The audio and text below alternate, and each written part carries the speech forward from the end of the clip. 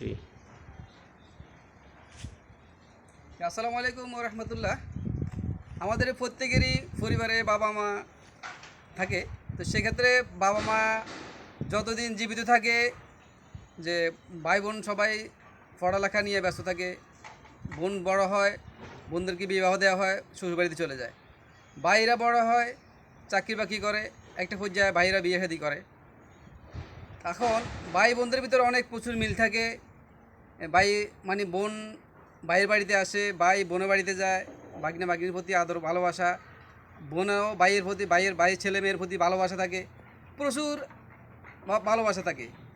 হ্যাঁ, একটা পর্যায়ে যখন বাবা অথবা মা মারা যায়, তখন বাবা যখন মারা যায় তখন তো ভাইয়ের ভাইয়ের বাড়িতে আসতে হয়।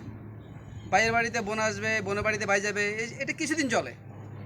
একটা পর্যায়ে যখন বাবার সম্পত্তি নিয়ে যখন বাগবাটোয়ারার পর্যায়ে আসে, তখনই আপনার ভাই এবং বোনের ভিতরে কিছুটা সমস্যা তৈরি হয়। এটা প্রত্যেক পরিবারেরই, প্রত্যেক সমাজেরই, প্রত্যেক মহল্লায় এবং প্রত্যেকটা ডিস্ট্রিক্টে এই সমস্যাটা। কারণটা হলো ভাই এবং বোন বাবা সম্পত্তির মালিক। বাবা যখন মৃত্যুবরণ করছেন, এখন বাবার সম্পত্তিটা তো ভাইও মালিক পাবে, বোনও পাবে। এক ভাই যা পাবে, দুই বোন তা পাবে। কিন্তু সমস্যাটা তখনই হয় যখন ভাই চায় যে মানে বোনদেরকে সম্পত্তি না দিয়া মানে পুরো সম্পত্তিটা ভাই নিজে রেখে দেবে, তখনই ফ্যাসটা লাগে। অনেক এলাকাতে এটা অ্যাভেলেবেল হচ্ছে, মানে অতীতে অনেক ছিল, এখন একটু আইনের কারণে একটু অনেক ধরাবান্ধা হয়েছে এবং জটিলতা অনেকটা কমছে। বহুত সমস্যা ছিল, বোনদেরকে সম্পত্তি দেয় নাই। এমন এমন ভাই আছে যারা বোনদেরকে সম্পত্তি না দিয়া সম্পত্তি ভাইয়েরাই পুরাটা বেঁচে চালাইছে। অনেক অনেক আছে। এখন বর্তমান আইন, সরকারের আইনের কারণে যেহেতু রেকর্ড রেকর্ডপত্র এবং নামজারি ছাড়া সম্পত্তি পৈতৃক সম্পত্তি বেচা কিনা করা যাবে না, সেক্ষেত্রে কিছুটা কঠিন হয়েছে। হ্যাঁ, কিন্তু এই যে মানে যে ভাই বোনের ভিতরে যে একটা মিল মহব্বত ছিল, যে একটা ভালোবাসা ছিল, এই একমাত্র যখন সম্পত্তি ভাগাভাগিতে আসে, তখন সেই ভাই বোন মানে একজনকে আর দেখতে পারে না। অত দেখা গেল যে বোনদের সম্পত্তি ভাই দেয় নাই, তো এই কারণে বোনেরা ভাইয়ের প্রতি রাগান্বিত। আবার বোন যখন ভাইদের কাছে আসে সম্পত্তি নেওয়ার জন্য, তখন ভাই রাগান্বিত। এখন বাবার সম্পত্তি ভাই পুরাটাই দখল করবে কেন, পুরাটাই নিবে কেন? আইন তো সরকারি আইন না, এটা এটা তো গভর্নমেন্টের আইন, এটা তো কোরআনের আইন। এটা নিয়ম করে দিছে, একটা ভাই এক ভাই যা পাবে দুই বোন তা পাবে। কিন্তু এখন এমন এমন ভাই আছি আমরা সমাজের ভিতরে, যে বোনদের সম্পত্তি না দিয়া ভাইয়েরা পুরাটাই বেঁচে চালাইতেছি। এটা ঠিক না। এই সম্পত্তি আপনি সম্পদের জায়গায় থাকবে, আপনি সম্পত্তি এটা মাথা করে নিয়ে যেতে পারবেন না। বন্ধু সম্পত্তি যেটা আপনি বেঁচে আলাইতেছেন, ওদেরকে না দিয়ে দিয়েছেন, ওদেরকে না দিয়া আপনি সম্পত্তিটি কোথায় নিয়ে যাবেন? আপনি তো কদিন বাদে বছর থাকবেন, কত বছর জীবিত থাকবেন, মারা যাবেন তো। কিন্তু বোনেরা সম্পত্তিটা যদি না নিয়ে যায়, তাহলে দাবি থেকে গেল। এখন এই যে বোনেরা ভাইয়ের ভিতরে যে একটা মিল মহব্বত ছিল, সেটা একমাত্র সম্পদ।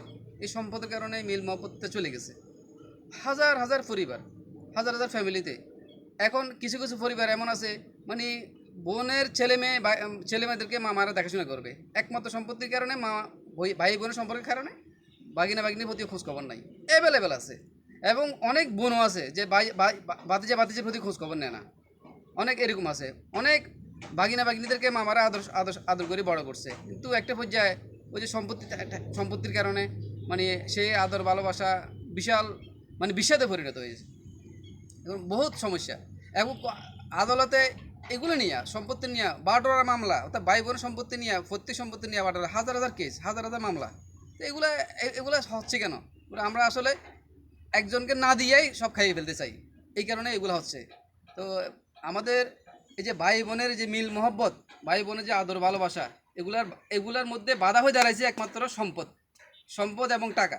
এই টাকা পয়সা এবং সম্পদের কারণেই এই ভাই এবং বোনের যে মিল মহব্বত ছিল, ভালোবাসা ছিল, একজন ভাইয়ের জন্য বোন, বোনের জন্য ভাই জীবন দিয়ে ফেলতো। আর এখন সেই ভাই বোনের প্রতি কেউ বোনকে দেখতে চায় না, আবার ভাইকেও বোন দেখতে আসে না।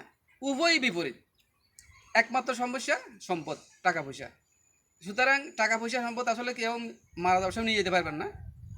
মারা যেহেতু নিয়ে যেতে পারবেন না, তো সম্পদ এগুলা নিয়ে বাড়াবাড়ি করি না দিয়া জোর করি খাইয়া মানে মনকষ্ট নিয়ে মানে বদদোয়া কামাইয়া লাভ নাই। সুতরাং আমরা এই সম্পদ এবং টাকা পয়সা নিয়ে জগাদাটি করে মানে ভাই বোনের ভিতরে যে মিল মোহব্বত সেটা যাতে সম্পর্ক নষ্ট না হয় আমরা সবাই এর দিকে খেয়াল করি। সবাইকে ধন্যবাদ। আসসালামু আলাইকুম।